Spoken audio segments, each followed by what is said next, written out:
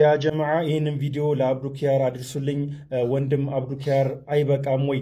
አይንህን ልገልጽ ይገባል። አንድ ሰው ሁለት አይነት ፀጉር አወጣ ማለት ወይ ሽበት ላው ላይ ታየ ማለት የሞት ባንዲራ ነው፣ የሞት ምልክት ነው። እኛ ካንተ ምን ሰላም። አዲስ አበባ እንዴት ናችሁ? ሰላም ነው። ኦገስት 1 ቅዳሜ ማታ ሚውዚክ ሪቮሉሽን ዝግጅቴን አቀርባለሁ። አክቲም ያለው እንዴ 30ውን ጁዝ አክቲም ያለው በአይን ከአንዴም 3 4 30ውን ጁዝ ሱረቱል ኒሳ የሚባል አለ። ወቀውለሂም ኢና ቀተልናል 30 ጁዝ የቀሩና 30 ጁዝ ያፈዙ ሰዎች እንዳንተ ነው እንደዚህ የሚጨነቁት ነው እንዴ? ምንድነው ለውሸት በዚህ ልክ ሰው ይጨነቃል? መልኩ የኔ ነው፣ ድምጹም የኔ ነው፣ ሁሉ ነገር የኔ ነው። እኔ ግን አይደለሁም ፓርቲቱ መሳቅ ስፈልግ አንተም አይጀመርኩ ደግሞ እርግጠኛ ነኝ ቁርአኑን በአማርኛ ነው የጻፈው። በአማርኛ እኔ የምለው ሎዛ ሚዲያዎች እንደው አልፎ አልፎም እኮ ቢሆን ከእስልምና ወደ ክርስትና የሚሄድ እኮ አይታጣም። ሰሞኑን ደግሞ አንድ ጎረምሳ አቅርበዋል። እኔ ስንት እንደሚከፍሏቸው አላውቅም። فمن شرح الله صدره للإسلام فهو على نور من ربه አክቲም ያለው እንዴ 30ውን ጁዝ አክቲም ያለው በአይን ከአንዴም 3 4 30ውን ጁዝ ሱረቱል ኒሳ የሚባል አለ። ሱረቱል ኒሳ ስለ ነብዩላህ ኢሳ የሚናገርበት ለአሰቃቀሉ አለመገደሉን የሚያወራ ማለት ነው። እዛ ጋር ምን ይላል እንደው ላንብብልህ በዚህ አጋጣሚ እያነበብኩ በአረብኛ ቢሆን ደስ ይለኛልና ይኸው እንደዚህ ይላል። በአረብኛ ላንብብልህ መጀመሪያ ወቀውለሂም ኢና ቀተልና المسيح عيسى ابن مريم رسول الله وما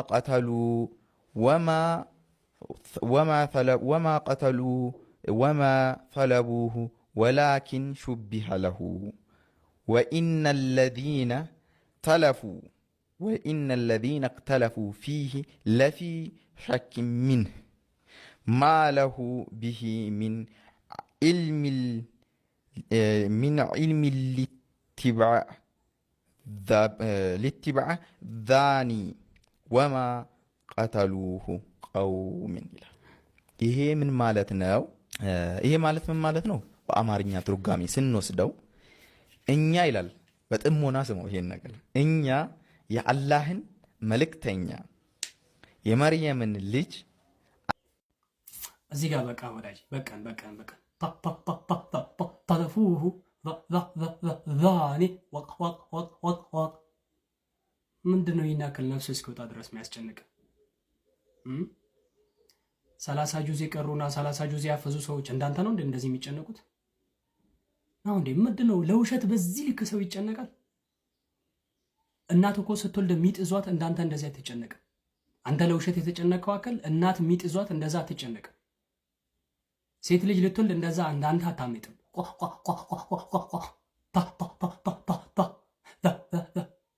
ምንድነው የምትሆነው? ለውሸት እኮ ይሄን ያክል መጨነቅ አይጠበቅብህም። በቃ ቀለል አድርገህ በአማርኛ መዋሸት እኮ ይቻላል። ምንም ችግር የለውም። ሌላ ቋንቋ የምታወራ ከሆነ በፈለከው ቋንቋ መዋሸት ትችላለህ። ለውሸት ይሄን ያክል ሚጥ እንደያዘው ነገር መጨነቅ ምናምን አያስፈልግም።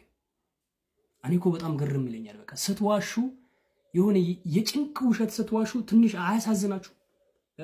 ለምንድነው በዚህ ልክ የምትጨነቁት? ለምንድነው በዚህ ልክ መከራችሁን የምታዩት?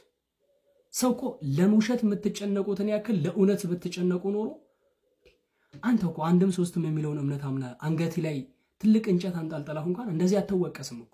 ግን እስልምናን ለመጣልና እስልምናን ለማንቋሸሽ ምንድነው የምትጨነቀው?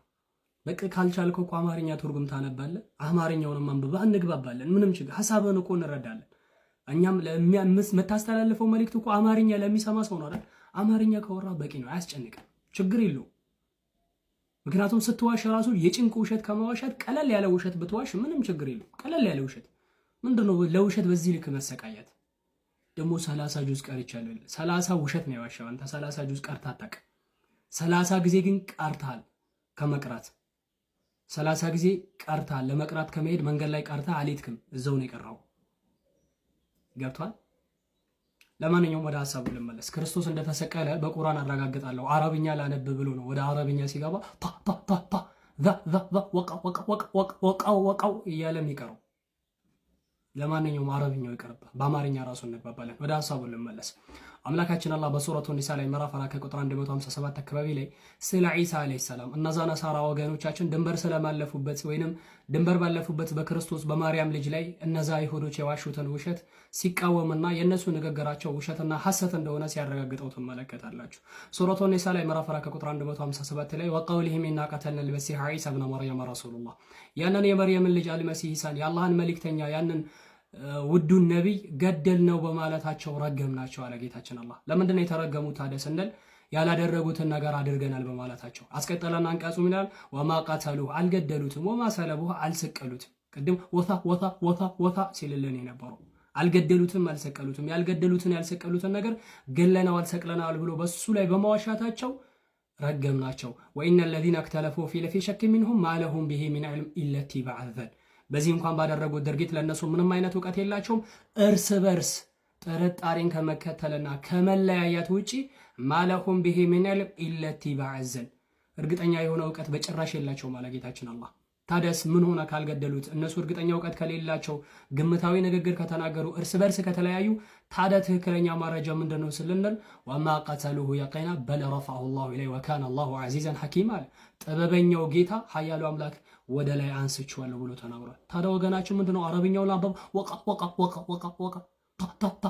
ተለፉ ምንድነው የምታነበው? ተረጋግተህ ለማንኛውም ለማንጥራትና ለማወቅ ሞክር። ለውሸት ከምትጣጣር ለማወቅ ታገር ነው የሚለው። ሰላም አለይኩም ወራህመቱላሂ ወበረካቱ። ቪዲዮ ሼር፣ ኮፒ ሊንክ፣ ሪፖስት ማድረጉ ለእናንተ ትችላላችሁ። ሰላም አዲስ አበባ እንዴት ናችሁ? ሰላም ነው። ኦገስት 1 ቅዳሜ ማታ ሚውዚክ ሪቮሉሽን ዝግጅቴን አቀርባለሁ። ሁላችንም ሬዲ ነን። እናንተ ኑ እንዳትቀሩ። ያ ጀማዓ ይህንን ቪዲዮ ለአብዱኪያር አድርሱልኝ። ወንድም አብዱኪያር አይበቃም ወይ? አይንህን ልገልጽ ይገባል።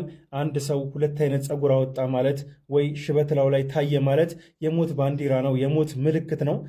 እኛ ካንተ የምንጠብቀው ተውበተን ነሱሐ፣ ትክክለኛ የሆነች ተውባን አድርግተ ለራስህም ጥሩ ሁኔታ ላይ እንድትሆንና ለሰዎችም ጥሩ ምሳሌ እንድትሆን ነው የምንጠብቀው። ወንድማችን አብዱኪያር ይበቃል። ከቻልክ ትንሽ ጊዜ ሰጥተህ ብታዋራኝ ደስ ይለኛል። ያ ጀማዓ አመላካች ሰሪውን ያገኘዋል ብለዋልና ረሱል ሰለላሁ ዐለይሂ ወሰለም። መልእክቴን ሼር እና ኮፒ ሊንክ እያደረጋችሁ አድርሱልኝ። አሰላሙ አለይኩም ወራህመቱላህ። መልኩ የኔ ነው፣ ድምፁም የኔ ነው፣ ሁሉ ነገር የኔ ነው። እኔ ግን አይደለሁም። ፓርትቱ ፍቅረ ምን አድርገን ነው? በእናትህ ምን አድርገን ነው እንበድለን? አሁን ይህም ደግሞ የሆነ ቀን ሲደብረው ወይ ደግሞ የሆነ ጨላ ሲያጣ ወደዛ መመለስ ሲፈልግ እኔ መችን ሄጄ እንደሆነ አላውቅም። የቁርአን እውቀቴን በጣም ነው ያደነቅኩት ሊለን ይችላል።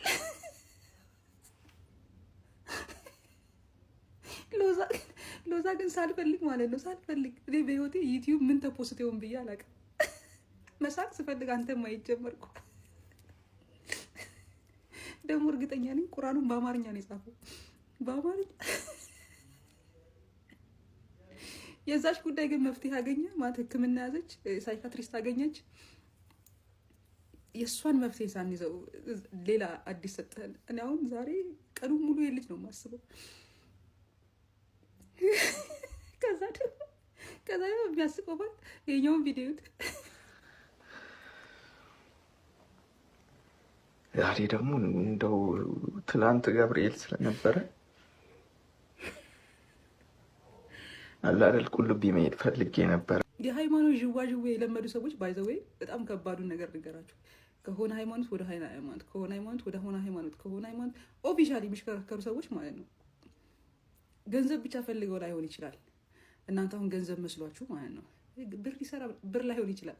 አቴንሽን ወላጆቻቸው ሲያሳድጓቸው ያልሰጧቸውን ፍቅር እና አቴንሽን ፍለጋ ነው የሚዞሩት እነዚህ ሰዎች። በጣም ብዙ ነገር ነው ባይዘው ስናድግ ጎሎን ያደግነው። ወላጆቻችን ከመውለድ ውጪ የወላጅነት ኃላፊነት ምን እንደሆነ አያውቁም። እና የቤተሰብ ፍቅር፣ የማህበረሰብ ፍቅር፣ የሀገር ፍቅር ምናምን ነገር አልተሰራብንም እዚህ እና ብዙ የሚወደን ሰው ፍለጋ አንዴ መስለ ተጠምጥሞ ምናምን የሆነ ጊዜ እንደዚህ ማንም ሰው ባይዘው ማለት ነው ማንም ሰው ኦርቶዶክስን ኤንሸንቷን ባይዘዌች አሁን ያለችውን አይደለም ኤንሸንቷን ኦርቶዶክስ የሚያቅሰው ጸጥ ነው የሚለው ጸጥ በቃ ለምን የድሮዋ ኦርቶዶክስ እና የአሁኗ ኦርቶዶክስ ኮምፕሊትሊ ስለሚለያዩ ማለት ነው። ኦፍኮርስ እኔ ስለ እስልምና ምንም ስለማላቅ ምንም ልል አልችልም። ፈርተሻቸው ነው ምናምን እንደምትሉኝ ሰዎች እኔ ከአንድ ፈጣሪ በስተቀር መፈራው አካል የለም። ይገሉሻል አላችሁ ይገላገሉኝ። እኔ እንደውም በጣም ነው የምቸኩለው ለመሞት ግን አልወስድ አለኝ። ኤኒዌይስ ግን ይሄ ልጅ ማለት ወይ ይሄኛውን ቪዲዮ አይታችሁታል አይደለ? አሁን አይ ቲንክ የራሱ አካውንት ላይ ነው ፖስት ያደረገው፣ ግን እኔ ሲሸራሸር ነው ያገኘሁት። ብራዘር አንድ ነገር እንደ እህት ልምከር፣ ራስህን መውደድ ተማር። ማንም አንተ በምትፈልገው ልክ ሊወድህም ሊንከባከብህም ትሪት ሊያደርግህ አይችልም። እሱን ማድረግ የምትችለው አንተ ብቻ ነህ። ሃይማኖት በመቀያየር ሰዎች ጋር በመሄድ በምንም አታገኘውም። ገንዘብ ካስፈለገ ደግሞ ወጥረ ስራ። አሁን ሃይማኖት ገንዘብ የማግኛ ሾርት ከት ሆነ። የሆኑ ሰዎች የመኪና እዳ ሲኖርባቸው የመኪና እዳቸው እንዲከፈልላቸው በጥ ብለው የሆነ ሃይማኖት ውስጥ ይገቡና የሆነውን መሳሪያ ይጀምራሉ። ከዛ የሆኑ ሰዎች ደግሞ የሆነ ጥፋት ያጠፉና ያጠፉት ጥፋት እንዳይጠየቁ ያንን ጥፋታቸውን ሊሸፍን የሚችል ዶግማ ወዳለው ሃይማኖት ብለው ምናምን የሚሉበት የወንጀለኛ የውሸታም የሌባ የደፋሪ የገዳይ መደበቂያ ዲስታይም የሃይማኖት ተቋማት ናቸው። እና የሆነ ሰው በጣም ሮጦ የሆነ ቦታ ሲገባ ካገኛችሁት በጣም እንደዚህ ቸር ብሎ ከገባ ወይ የባንክ ዕዳ አለበት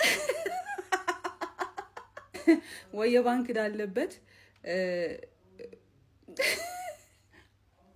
ለዛሬ ይብቃኝ። ኤኒዌይስ ግን ሎዛ የምር ሰብስክራይብ አደረኳችሁ፣ ተመቻችሁኝ በጣም ነው። ተነስቼ ሞባይል ልጨርስ ነበር፣ ሳይነጋ ስስቅ ነበር። እወዳችኋለሁ። ፍቅረ እግዚአብሔር ለአንተ ያለኝ ከባድ ነው። እኔ የምለው ሎዛ ሚዲያዎች እንደው አልፎ አልፎም እኮ ቢሆን ከእስልምና ወደ ክርስትና የሚሄድ እኮ አይታጣም። ሰሞኑን ደግሞ አንድ ጎረምሳ አቅርበዋል። እኔ ስንት እንደሚከፍሏቸውም አላውቅም። እንደው እንደዚህ አድነህ እንደው እስልምናን ካለማወቅ የተነሳ ማለት ነው ከእስልምና ወደ ክርስትና በተለያየ ተጽዕኖ የሚሄዱ ሰዎች አይጠፉም፣ አልፎ አልፎ። ኦኬ እንዲህ አይነት ሰዎችን አድነህ ማምጣት እንዴት ያቅታል? እንደው የሆነ ለመስራት እንኳን እንዲመች ማለት ነው። እንዴት ሰው በየጊዜው ድራማ ይሰራል? በየጊዜው ድራማ እንዴት ይሰራል? እንዲህ ሰው እምነትህ በውሸት ነው እንዴት የተመሰረተው? ኦርቶዶክስ በውሸት ነው ማለት ነው የተመሰረተው? ጥሪያችሁን በውሸት ላይ የቆመ ነው ማለት ነው። አሁን የሰውዬ እንግዲህ ተመልከቱ።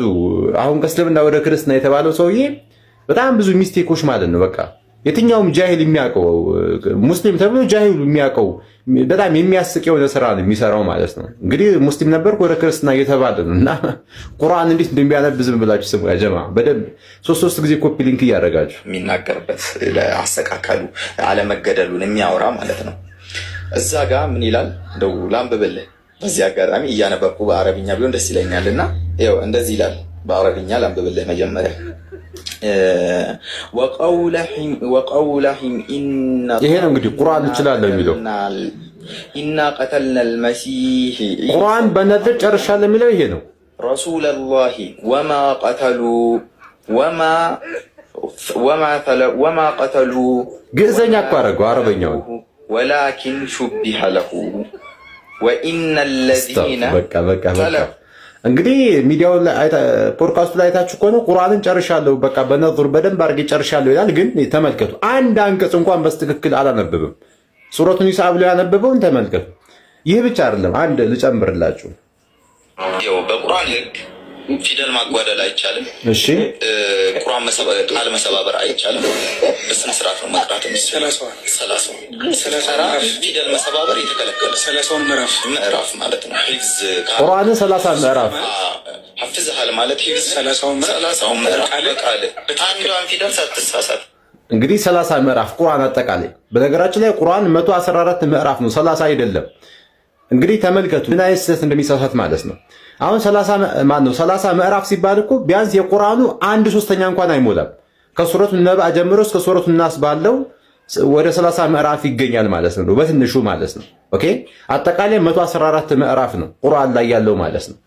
እንግዲህ 30 ጁዝ ሲባል ሰምቶ ነው እንግዲህ ያው ምዕራፍ ብሎ እዚህ ጋር ይዞት የመጣው ማለት ነው። እና ያው በጣም ነው የሚገርመው። ሁሌ ድራማ ማለት ነው እየተሰራ ያለው ማለት ነው። እና ሁላችሁም በደንብ ሼር፣ ኮፒ ሊንክ አድርጉት። ድራማ እየተሰራ እንደሆነ ውሸታም እንደሆኑ ዓለም ሊያውቅ ይገባል። ማሰላማ